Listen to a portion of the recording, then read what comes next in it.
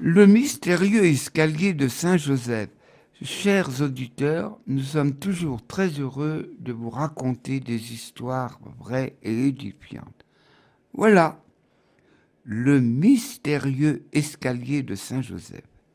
En effet, en 1852, au XIXe siècle, à la demande de Monseigneur Lamy, évêque de Santa Fe, des sœurs de Lorette vinrent s'installer dans l'État du Nouveau-Mexique, au sud des États-Unis.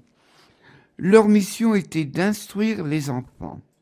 Lorsqu'elles arrivèrent, il n'y avait qu'une maison en briques d'une seule pièce qui les attendait. Il fallait donc construire un petit couvent avec une chapelle ainsi qu'une école. Les charpentiers mexicains commencèrent à travailler pour les sœurs et bientôt l'école Notre-Dame de Lumière fut inaugurée. Quelle joie dans la petite ville! Monseigneur Lamy, qui était originaire de France, voulait maintenant pour les sœurs une chapelle qui ressemblerait à la Sainte-Chapelle de Paris, qu'il aimait particulièrement. Les Mexicains se remirent donc au travail pour construire une belle église gothique. Chacun fit de son mieux. Les architectes avaient vu grand. La chapelle promettait d'être magnifique.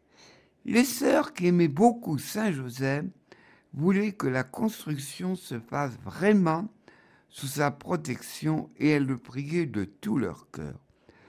Tant de fois, dans des situations difficiles, il leur avait manifesté sa puissance, qu'elles avaient toute confiance en lui. Au bout de quelques mois, la chapelle fut terminée. Elle était splendide, et la tribune pour la chorale tout en haut, éclairée par le grand vitrail, ne l'était pas moins.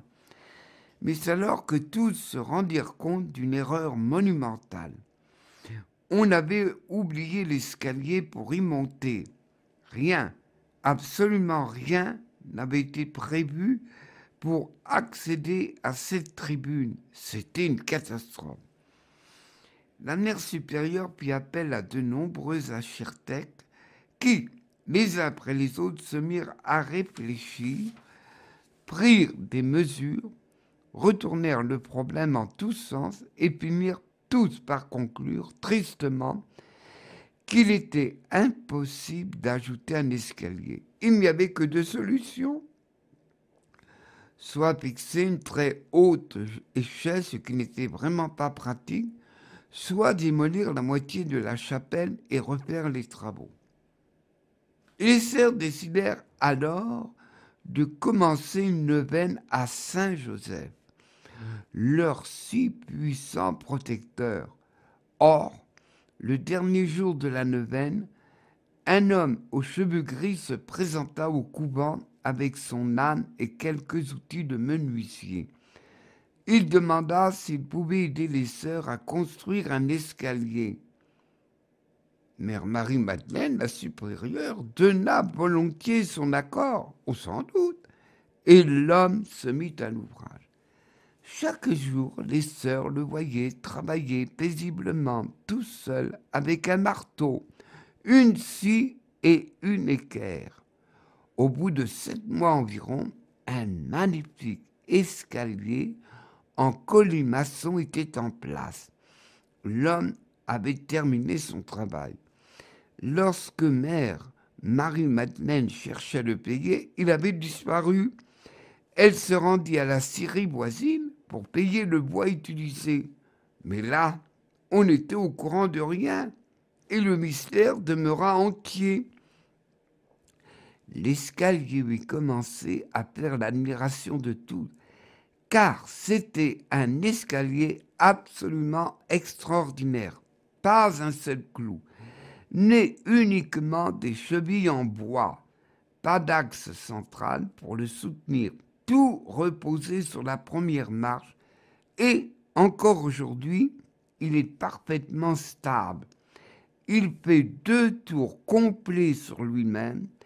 Ses courbes sont parfaites et il est d'une beauté, d'une grâce et d'une légèreté extraordinaire. depuis près de 150 ans. Les gens viennent du monde entier pour voir cet escalier merveilleux. Les architectes eux-mêmes ne comprennent toujours pas comment il peut s'équilibrer et tenir sans pilier central, ni pourquoi il est resté en un si bon état malgré le temps et les innombrables visiteurs. Comment donc ce travail a-t-il été réalisé par un homme seul, dans un endroit retiré, avec des outils aussi rudimentaires? Cela jamais n'a été expliqué. L'origine du bois utilisé demeure également un mystère, puisqu'il ne correspond à aucune espèce de bois sur la terre. Beaucoup pensent bien sûr que maintenant que ce mystérieux charpentier repartit aussi discrètement qu'il était arrivé, n'est autre que Saint Joseph lui-même, d'autant plus que l'escalier a 33 marches, comme les 33 années que Jésus a passées sur la terre. Vous me direz, mais cette histoire, mais si, je vous dis que c'est vrai, c'est vrai.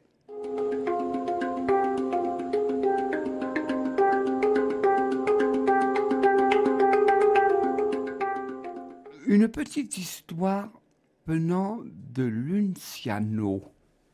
Saint-Pierre du Seigneur, tu sais qu'en France, il y a les 35 heures et je fais 8 sur 8. Est-ce que je peux un peu soupler? Mais bien sûr.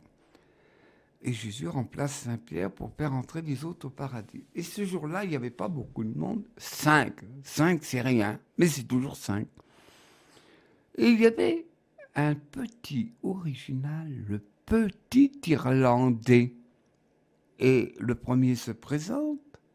Jésus ouvre le livre de vie. Ah, en effet, j'ai eu faim et tu m'as donné à manger. Viens avec moi en paradis. Le petit Irlandais dit, oh, ça démarre mal, je ne vais pas se donner à manger. Le deuxième se présente à Jésus. Jésus regarde dans le livre de vie. J'ai été en prison et t'es venu me visiter. Viens avec moi au paradis. Oh là là, le petit Irlandais commence à avoir froid au dos, mais j'ai pas fait ça. Le troisième homme se présente. J'étais malade et tu m'as soigné. Oh, catastrophe. Oh mon Dieu. Oh, je n'ai pas... Viens avec moi en paradis. Et voilà le quatrième, l'avant-dernier du petit Irlandais. J'étais nu et tu m'as vêtu. Viens avec moi au paradis. Oh, voilà, je suis le dernier. Et j'aimerais, Jésus, écoute-moi bien. Je n'ai rien fait de tout ce qui ont précédé moi. Mais t'as pas le pas, petit Irlandais, je veux regarder dans le livre de vie. Oh Seigneur, vous perdez votre temps, je n'y suis pas. Laisse-moi faire. Vous êtes bien comme les Français, petit Irlandais. Toujours pressé, pressé, pressé. Mais nous, au ciel, on a le temps. Le temps est entré dans l'éternité. Et Jésus chercha. A eu du mal. Enfin, ça y est. Et alors, Seigneur, qu'est-ce que je deviens? Eh bien, tu es au paradis. Comment? Eh oui, mais pourquoi? Mais je ne sais pas. Mais tu viens de mourir il y a quelques secondes et tu ne t'en rappelles pas? Ah non, Seigneur. Eh oui, quand l'Irlande était prise par le blocus de la faim, même les Irlandais étaient obligés de s'exiler aux États-Unis d'Amérique. Une famille célèbre qu'on connaît, les Kennedy, par exemple. Oui, en effet, les gens étaient tristes, mais tristes. Ils se réunissaient dans les bars, c'était le seul moyen de se réunir. Et aussi, là, ils avaient le bec de canard, tristouné. Mais toi, tu leur racontais des histoires, tu jouais de la musique et tu mettais de la gaieté dans le cœur. Ah, Seigneur, c'est que ça? Eh oui, vous les hommes, vous avez compliqué mon évangile. Viens avec moi au paradis. Cette histoire que je tiens, elle est dans un livre, vous allez dans les archives de la maison diocésaine, bien sûr. Un livre de Luciano, humblement vôtre, celui qui est devenu pape, Jean-Paul Ier, qui est passé comme un éclair, on n'a pas eu le temps de le voir. 3 semaines, voilà cette petite histoire vraie. Et puis comme ça vient d'un pape, c'est une histoire qui tient debout. Beau peuple de Dieu, je te souhaite une bonne semaine avec le soleil de Dieu qui éclaire et guide ton cœur.